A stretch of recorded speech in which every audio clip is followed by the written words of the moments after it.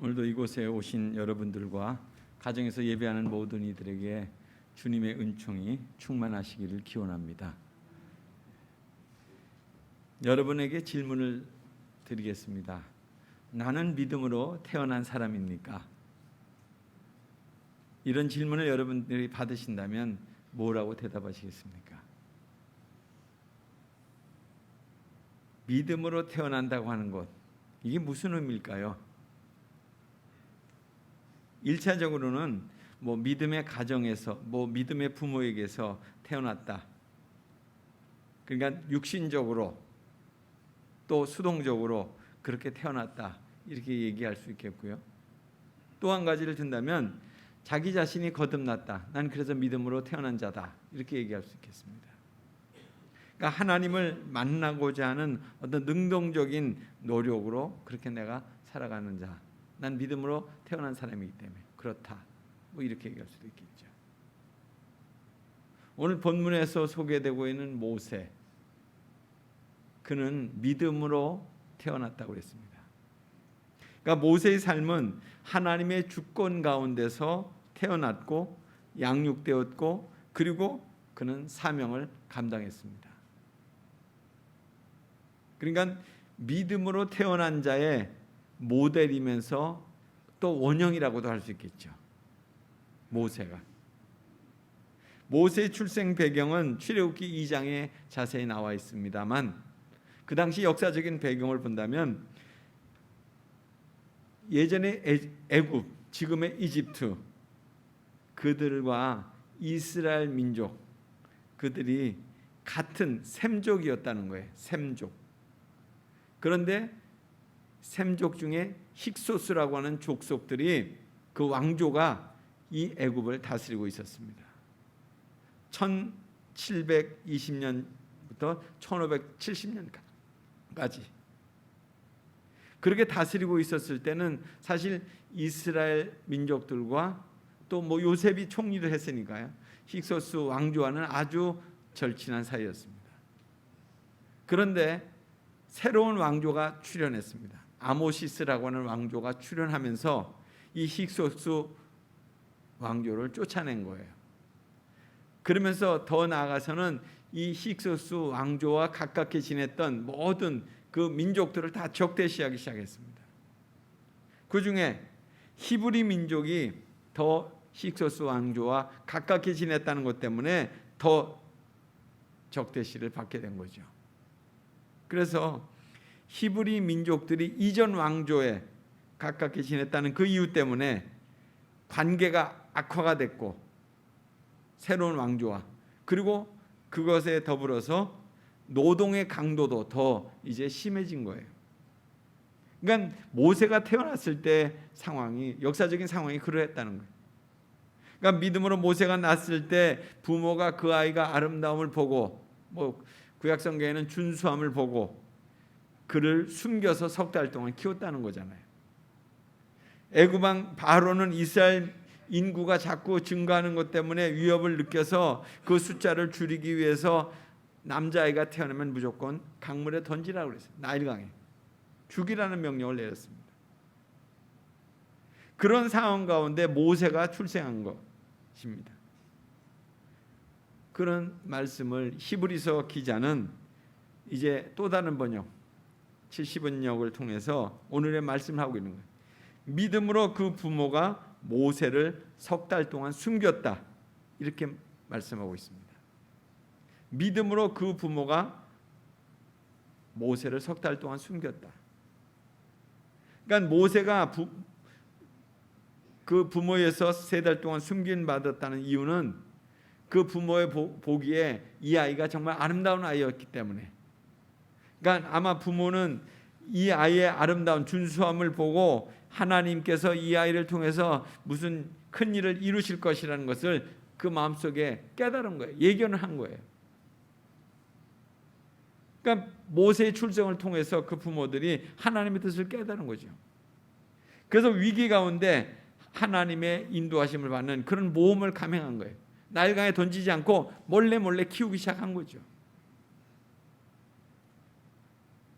사실 이런 믿음의 요구는 안전과 편안함이 있는 게 아니잖아요. 믿음을 요구하는 자리는 고통이 있고 또 괴로움이 있고 결단을 해야 되는 그런 자리가 바로 이 믿음의 자리잖아요. 그러니까 모세의 부모는 참 어린 아이를, 이렇게 갓 태어난 아이를 양육하면서 많은 고민과 기도 가운데 그를 숨겨 온 거예요. 그리고 이제 더 이상 아이의 울음소리가 우렁찼다든지 이렇게 되면서 양육이 어려워지게 될 때 이제 모세를 나일강에 띄워보내기로 한 것입니다. 사실 그 자체도 힘든 결정이었을 거예요. 그렇게 자기가 낳고 또 3달 동안 키운 그 아이를 강물에다가 띄워보낸다. 죽을지 살지 모르는 거지만 하여튼 보내는 거잖아요. 부모가 그 아이를 이제 자신들의 손 안에서 내려놓기로 한 것입니다. 그러니까 아이를 키울 때부터 매 순간마다 그 모세의 부모는 믿음으로 그것을 선택하고 결정해야 되는 그런 것들을 계속 했어만 했을 거예요. 어떻게 할까? 어떻게 해야지? 그렇게 해서 나일강에 그 갈대상자에 넣어서 띄워보낸 그 아이가 하나님의 섭리 가운데 바로의 딸인 공주가 그것을 발견하게 돼서 그리고 그를 데려다 키우게 되잖아요. 그리고 더구나 더 놀라운 사실은 그 유모로서 그의 친모, 모세의 친모가 이제 그 아이를 양육하게 됩니다. 그러니까 현실적으로 불가능한 일들이 지금 모세의 삶에서 일어나고 있는 거예요. 이 같은 현실에 대해서 다양한 해석을 내릴 수 있겠지만 그 시작은 뭐였습니까? 모세의 부모가 지녔던 그 믿음에 있었잖아요. 그 믿음을 하나님 축복하신 거 아니겠어요? 그래서 오늘 말씀은 그렇게 이어지고 있습니다. 그 후 믿음으로 모세는 장성하여, 이렇게 이어지고 있습니다. 그러니까 이것은 히브리인 어머니를 통해서 양육을 받게 됐다는 거예요. 내가 누구인지 모세가 자기의 정체성을 알았고 또 동시에 그가 내린 결단들은 장성한 사람이 내리는 그런 신중한 결단들이었다는 거예요. 모세의 양육의 내용을 소개한 것은 알 수 없지만은 모세의 일생을 통해서 본다면 모세는 어린 시절 그 교육으로 인해서 그의 삶에 분명한 믿음의 선이 그어진 거예요. 우리가 이 장면을 통해서 우리는 자녀 양육의 중요성을 우리가 보게 돼요. 어릴 때 잘 양육을 해야 일생을 그의 삶을 하나님을 떠나지 않는구나. 하나님의 자녀로 양육될 때 그 자녀가 믿음의 자리를 떠나지 않는 것을 우리 모세를 통해서 보잖아요. 믿음의 가정에서 태어난다고 하는 것은 바로 이런 모습입니다. 삶의 자리가 어디 있든지 그 자신의 정체성을 참으로 분명하게 보여주는 거예요. 나의 부모가 믿음의 사람이었다는 것들보다도 내가 믿음의 사람이라는 자아의식이 있을 때 가정 안에서 믿음의 교육이라는 것이 결실을 보게 되는 거예요. 모세는 바로의 공주의 아들이라는 칭함을 거절했다고 그랬습니다. 오늘 본문이 출애굽기 2장 11절 12절에 나오는 내용을 해석한 것인데요. 모세는 자기의 형제인 히브리 노예를 돕는다는 이유로 무력을 개입해서 애굽 사람을 죽이게 돼요. 이것은 모세가 자신을 히브리로 자처한 행위였고 또 바로의 공주의 아들됨을 이제 더 이상 내가 하지 않겠다는 거였고, 모세는 바로의 공주의 아들로서 온갖 부귀 영화를 누릴 수 있었음에도 그것을 믿음으로 모든 것을 거절한 행위라고 볼 수 있습니다. 그렇게 함으로 인해서 이처럼 모세는 자기 자신의 정체성을 잃지 않았습니다. 자신의 삶의 뿌리가 어딘지를 잊지 않았다는 거예요. 모세의 믿음의 기준은 부모로부터 받은 양육의 말씀에 있었다는 것입니다. 어머니로부터 받은 양육의 내용이 무엇입니까? 우리는 하나님의 백성이며 히브리 민족이다. 하나님의 약속의 말씀을 따라서 살아온 백성들이다. 지금은 우리가 이 애굽의 노예로 살고 있지만 언젠가는 약속의 땅에서 하나님의 자녀로 살아갈 때가 올 것이다. 이것을 무수하게 들었고 그를 그 양육의 내용으로 삼았을 것입니다. 그 같은 양육을 받은 모세의 선택은 그렇기 때문에 아주 단호한 결정을 한 거예요. 자신의 살인 행위를 합리화시키고 자신의 지위를 그냥 유지시킬 수도 있었어요. 그러나 모세는 자신의 삶의 결정과 선택을 하나님 편에서 한 거예요. 이 같은 행위는 오늘 말씀에도 그렇게 나옵니다.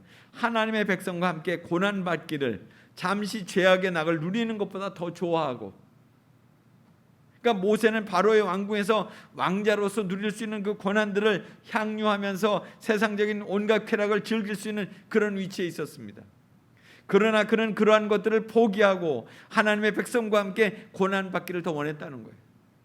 하나님의 백성, 이스라엘 백성을 뜻하는 민족주의적인 그런 개념이 아니에요. 영적인 하나님의 백성, 그리스도를 믿는 모든 자들이 다 의미하는 그런 표현이에요. 하나님의 백성. 우리도 하나님의 백성 아니에요?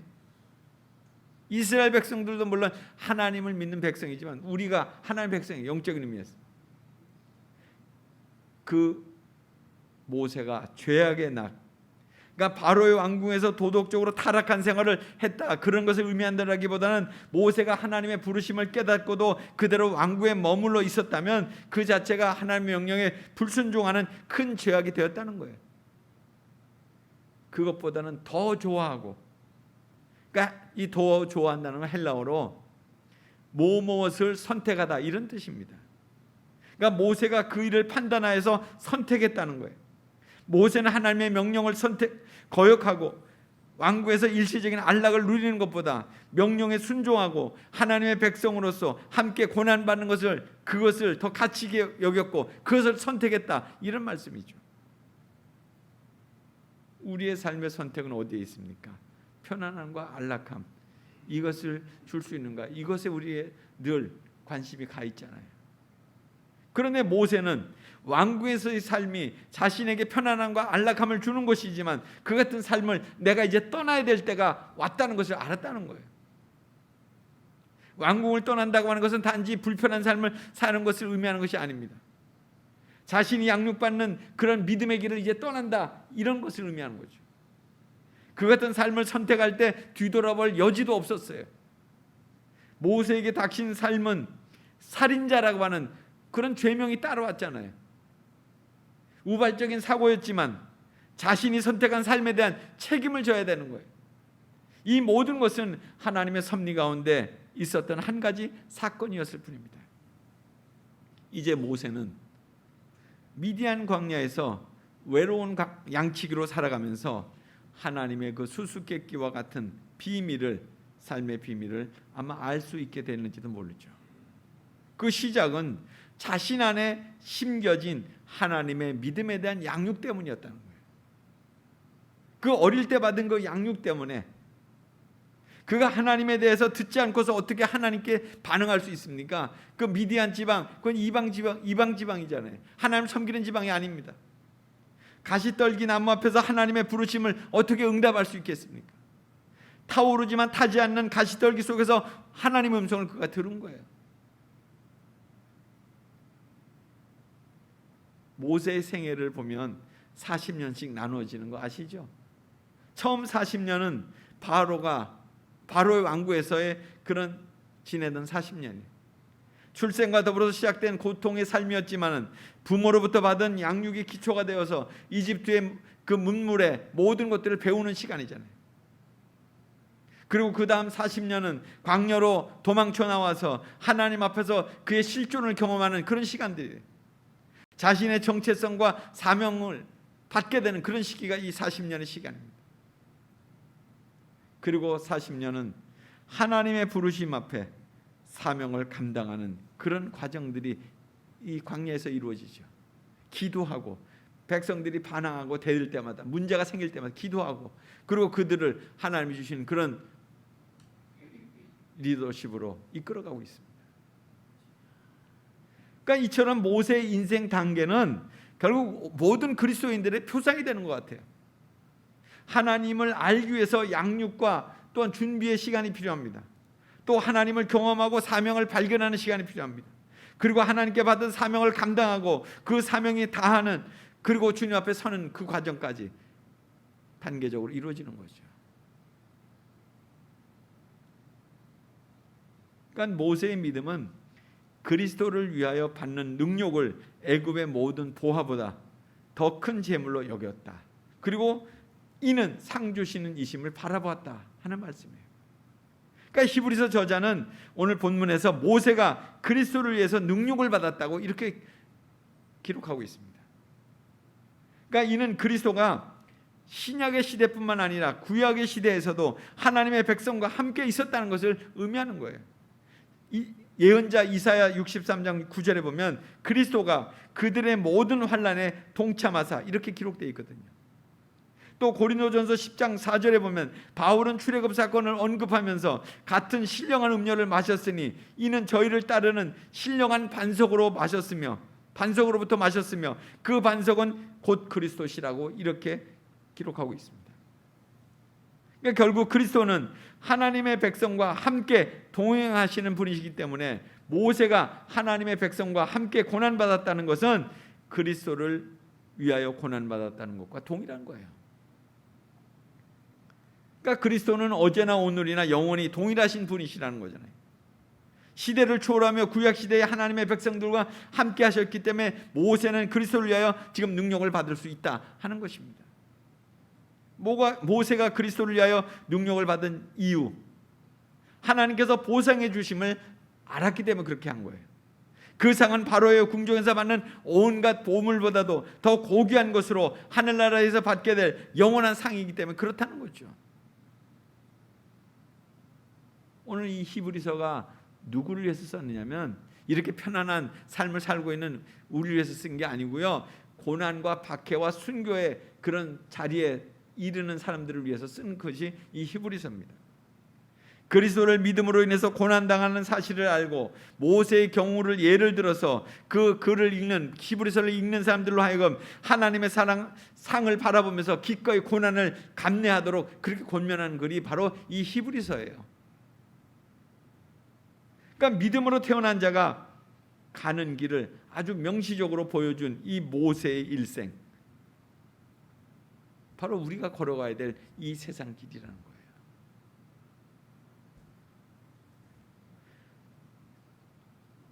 영국의 소설가 존 버년이 철로의 역정이라고 하는 글을 썼습니다.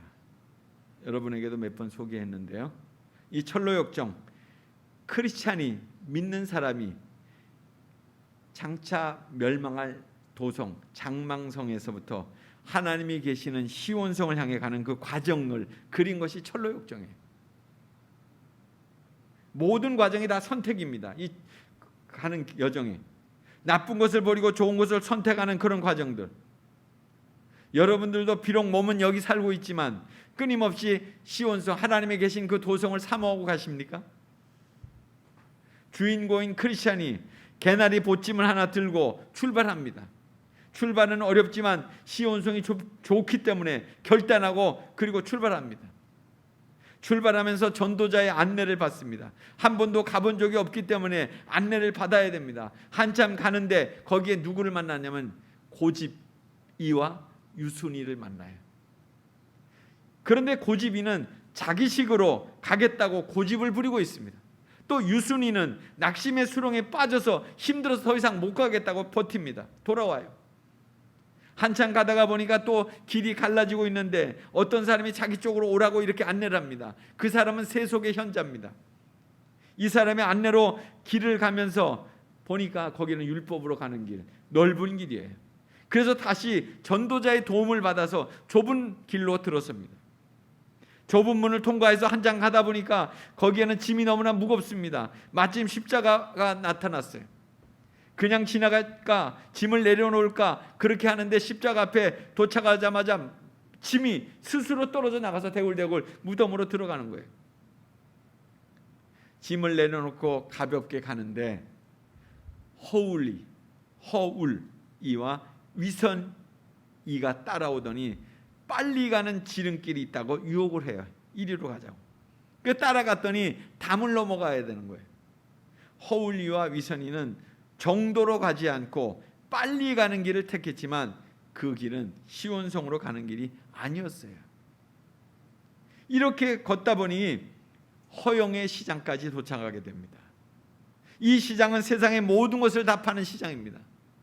육신의 정욕과 안목의 정욕과 이생의 자랑을 자극하는 그 모든 것들을 다 상품화 시켜놓고 팔고 있었어요.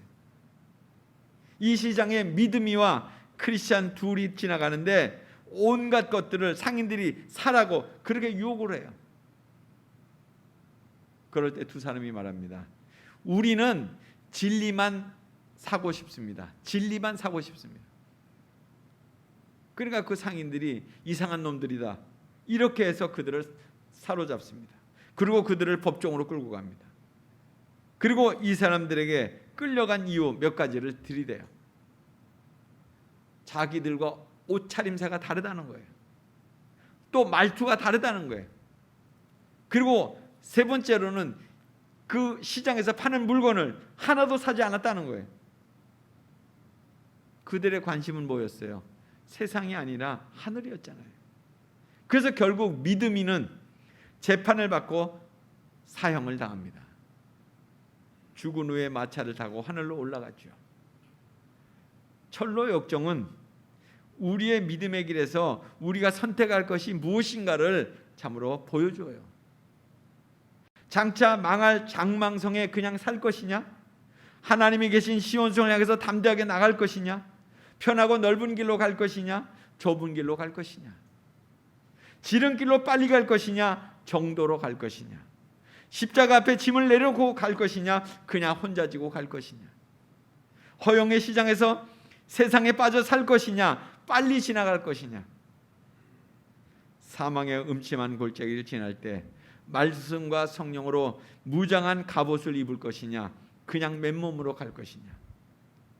철로 역정은 끊임없이 우리에게 믿음의 길을 가는 우리에게 선택할 것을 가르쳐주고 있습니다. 날마다 세상 것을 버리고 하나님을 선택하라. 이것이 철로 역정의 메시지예요.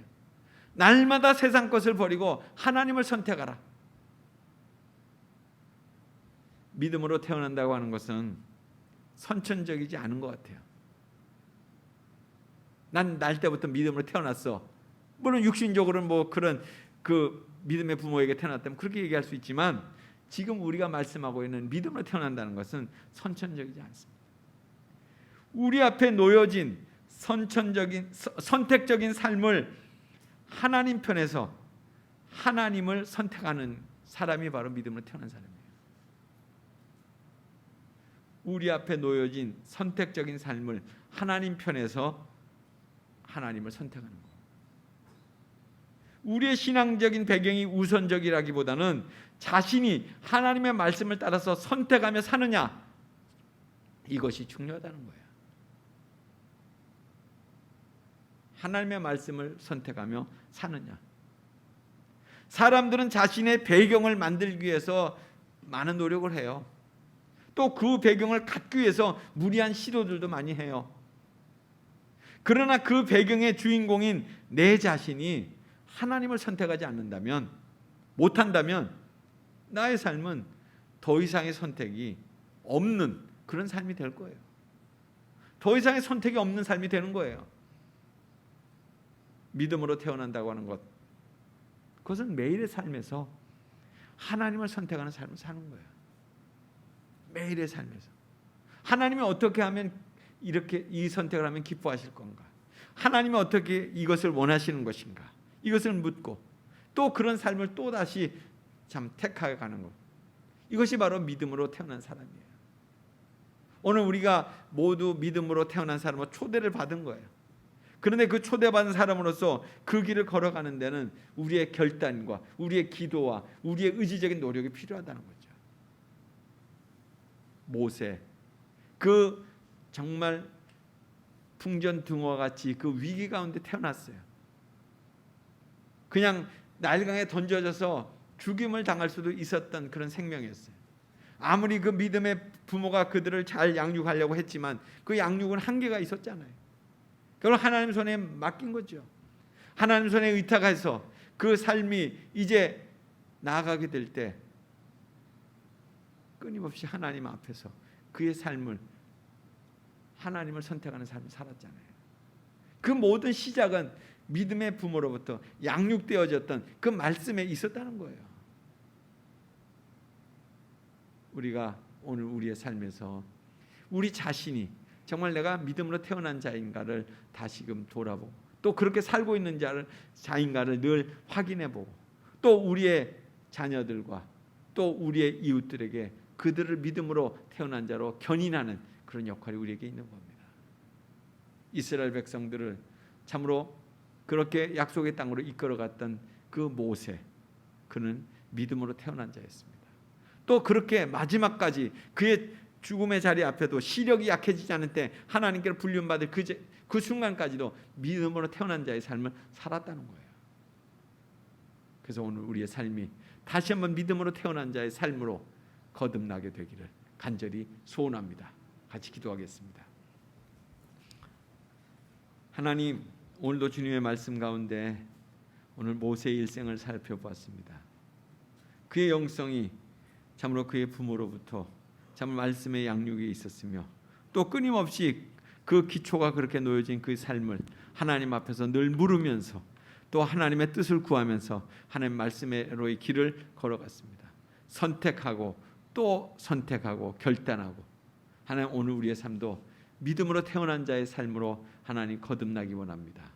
진정 주님 앞에서 그렇게 거듭난 자로 살며 또 우리의 자녀들도 우리의 이웃들도 그렇게 주님 앞으로 견인해가는 믿음의 성도들이 다 되게 해 주옵소서. 예수님 이름으로 기도드리옵나이다. 아멘.